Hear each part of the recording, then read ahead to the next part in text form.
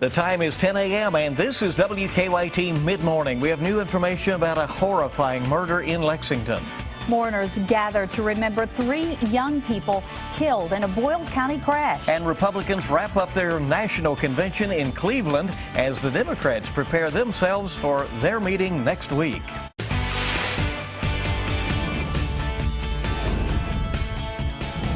This is WKYT Midmorning. Good morning to you, and just when you didn't think it would get here, it is Friday, July 22nd. I'm Bill Bryant. And I'm Barbara Bailey. Glad you're along with us.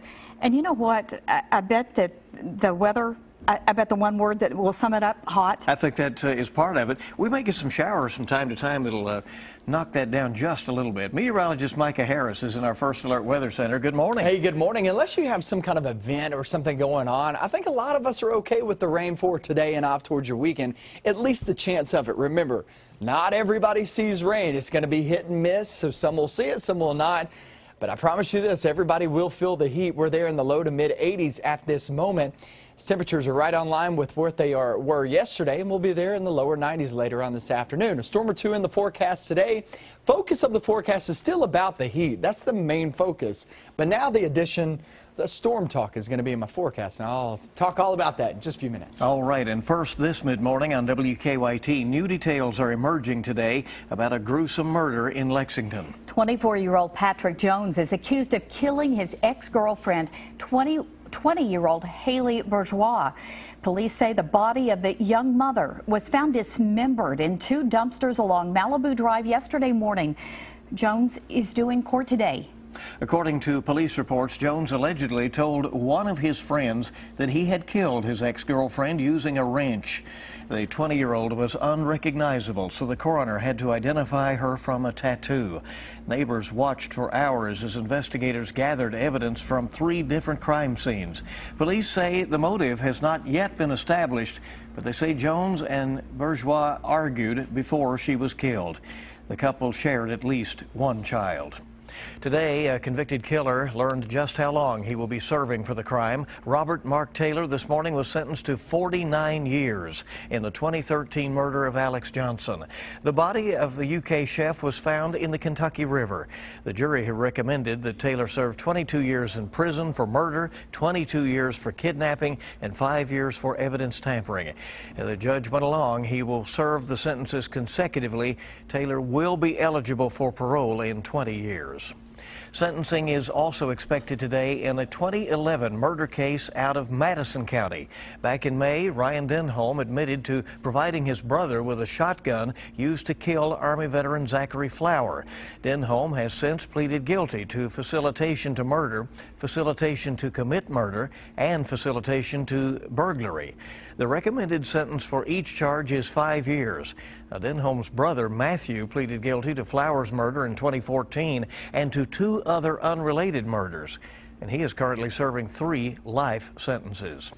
The jury's reached a verdict in a Lexington murder trial. The Lexington Herald-Leader reports after 7 hours of deliberations, the jury found Matthew Donahue guilty of second-degree manslaughter. He had been charged with murder.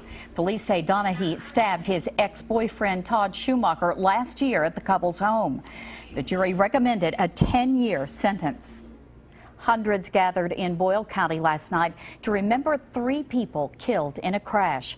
We first broke the tragic news to you yesterday morning here on WKYT. Police say 21-year-olds Matt Darland and Brianna Kaufman and 17-year-old Jacob Freck all died after their car hit a stone wall and caught fire on Highway 33 at Faulkner Lane just north of Danville. A 4th passenger, 20-year-old Trevor Thompson, survived the crash. Police say a passerby heading to work first discovered the wreckage and managed to pull Thompson to safety. Last night, friends and family showed up at the crash site to remember the victims. Investigators are still trying to determine what led to the crash.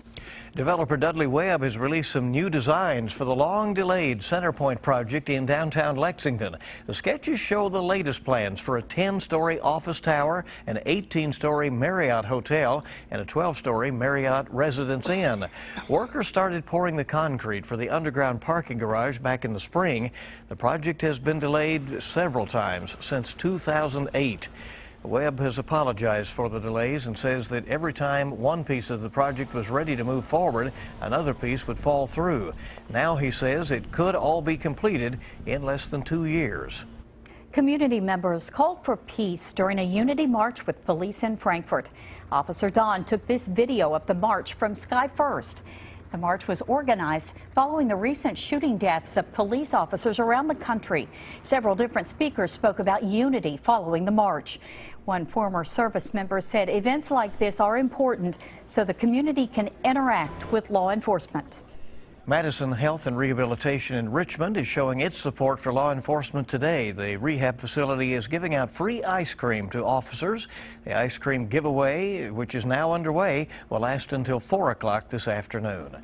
Donald Trump's campaign is looking for a bump in the polls today now that the Republican National Convention is over. Trump formally accepted his party's presidential nomination on the final night of the convention. He delivered a dark speech in which he vowed to make America safe again while bashing opponent Hillary Clinton.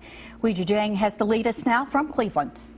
Fireworks lit up the sky outside the arena as balloons rained down on Donald Trump, Mike Pence, and their families. The joyful celebration contrasted Trump's dark 75-minute address in which he vowed to restore law and order to a nation in peril. The crime and violence that today afflicts our nation will soon, and I mean very soon, come to an end. Trump also made his case against opponent Hillary Clinton. The world is far less stable than when Obama made the decision to put Hillary Clinton in charge of America's foreign policy. Let's defeat her in November. Okay? Clinton's campaign fired back over social media throughout the speech. I'm with you, the American people.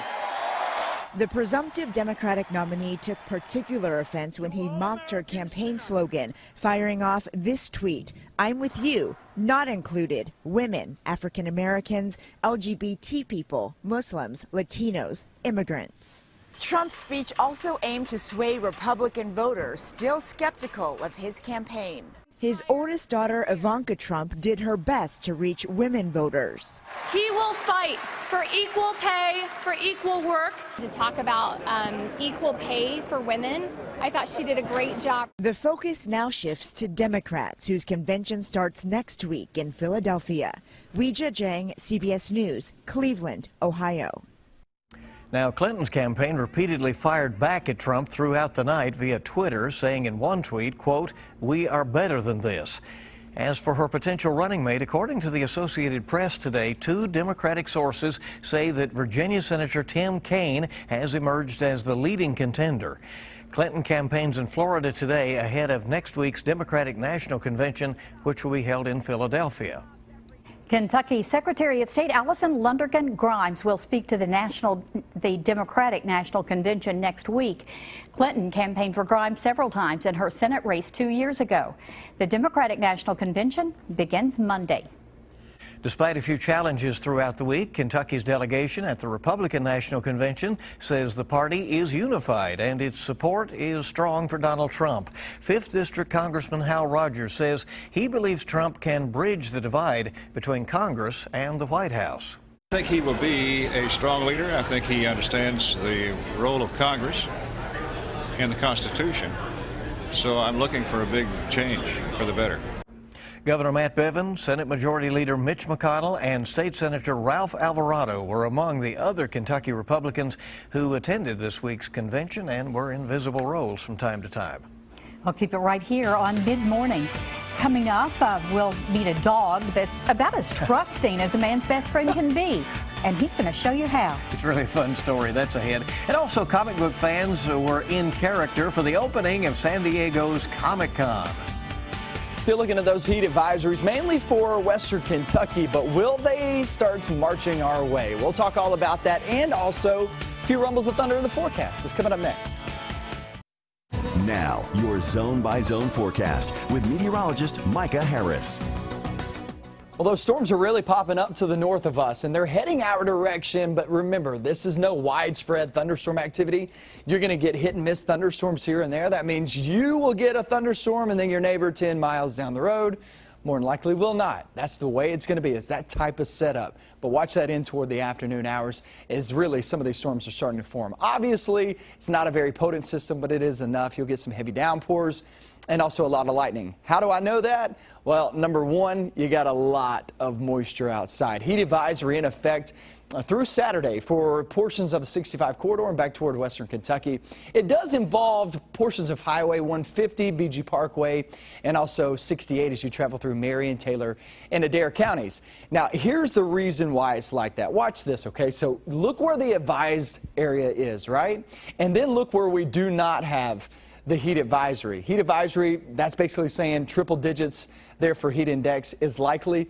Look what the difference is. 74 Fort Knox, E-Town, 76 in Bowling Green. That's awful. Then you get over toward our viewing area and you get off toward London, Corbin, Jackson, Harlan at 64.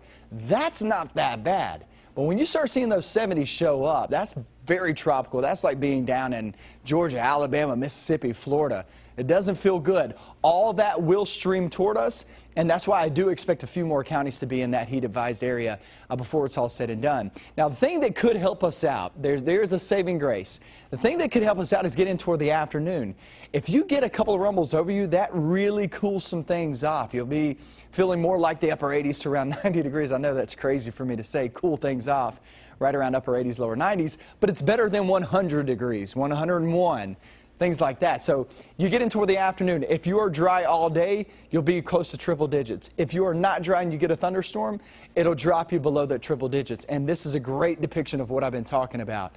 Look at Moorhead and Ashland. So this particular model says Moorhead, Ashland, you don't see rain by 5 p.m. and you'll be at 103, 104 degrees. However, this particular model also says, look at Danville at 90 degrees, saying, yeah, a pop-up thunderstorm could be by you. And that's the difference of picking up on some rain today or not. And really, that's going to be the same story this weekend, guys. None of these days are washouts, but like I was talking about, you get one of those thunderstorms over you, and you're talking about some heavy rain, a lot of lightning. There's plenty of moisture to tap into. And if you're not feeling it yet, just give it another 12 to 24 hours. You'll absolutely feel it, no doubt about it. It can happen fast, so if you're lake or pool, just heads up. Just keep that in mind. Yeah, I got there you. you go. Thanks. What started as an exercise favored by psychologists now has been mastered by a golden retriever. Oh, this is really cool. A dog named Watson is enjoying viral fame after his owner posted a video on Instagram of the pup trust falling into his arms. Trust falling is a team-building exercise made famous in some self-help seminars and therapy sessions. Watson somehow learned it and now faithfully falls at his owner's command, just knowing he'll be caught. And interweb users have fallen for it as well, to the tune of more than 500,000 views so far. Folks love it. You have to ask yourself, does your dog trust you that much? I think the training will begin today. You know, how sweet is that? Because you have a dog, Henry, who looks a lot like that, right? So. Oh, yeah, and he weighs a whole lot. So when he'd be coming back, it's like 106 pounds. Yeah, well, a popular British TV show heads to the big screen, and the force is strong with stormtroopers, superheroes, and zombies. Daniel Nottingham has your eye on entertainment. Thousands of comic book enthusiasts were decked out in elaborate costumes for the kickoff of Comic-Con in San Diego. Celebrations are planned to mark the 50th anniversary of the Star Trek franchise. Shields up, ready up. The newest installment, Beyond, arrives in theaters today. Hiya, hiya, hiya. Also out today, Absolutely Fabulous. Jennifer Saunders and Joanna Lumley star as Adina and Patsy in the big screen adaptation of the British TV sitcom. The duo says the popularity of their characters is hard to explain. They weren't ever supposed to be role models or likable. They're really not likable, but people love them. I think it's because they're so disgusting. I think it's because they're so funny as well. Hi, Johnny. Don't you remember me? Oh, God, I can't believe you're still alive. Supermodel Kate Moss makes a cameo in the film. The official trailer for Hands of Stone is out. Robert De Niro stars as Ray Arcel, the legendary boxing trainer who coached Roberto Duran, played by Edgar Ramirez in the 1970s. The film follows the fierce rivalry between Duran and Sugar Ray Leonard, played by pop star turned actor Usher. Hands of Stone arrives in theaters in late August. That's your Eye on Entertainment. Danielle Nottingham, CBS News, Los Angeles. And coming right up on Mid-Morning on WKYT, she has a knack for always finding the funny in just about every situation.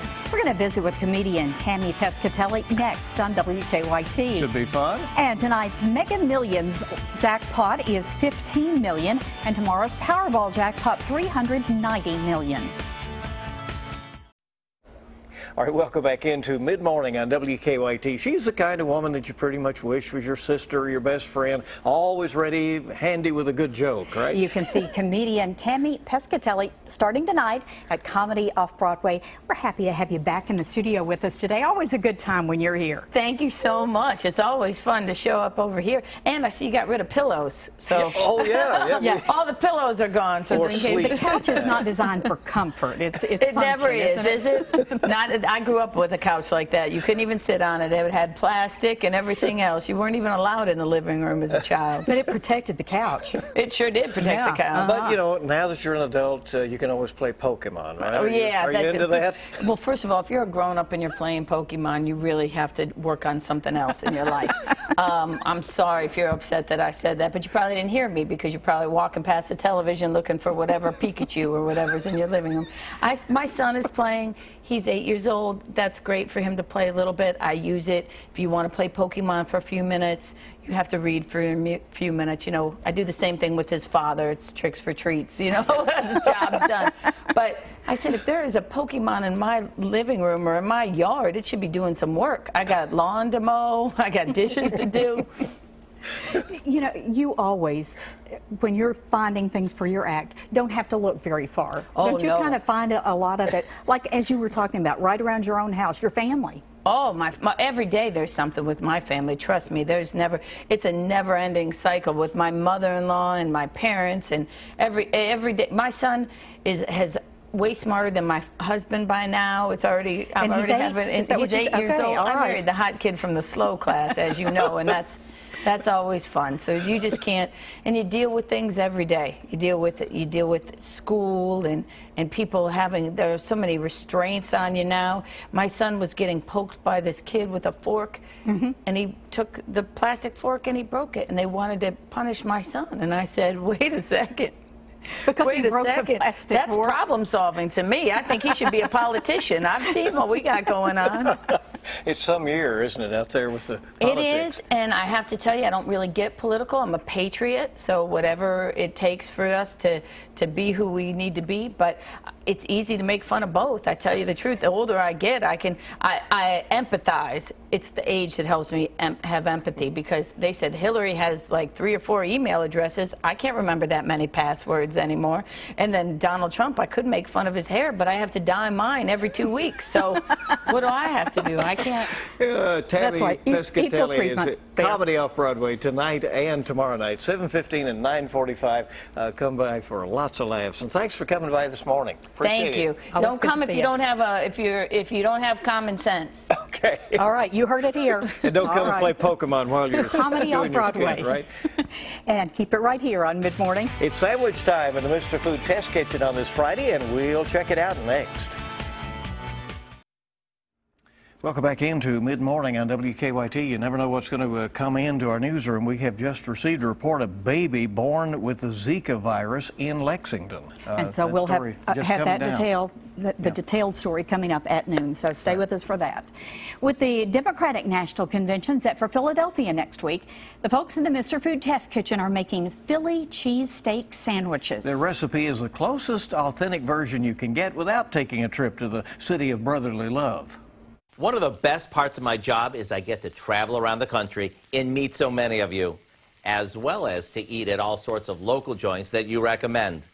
Recently, while in Philadelphia, I got a chance to eat my way from one end of the city to the other.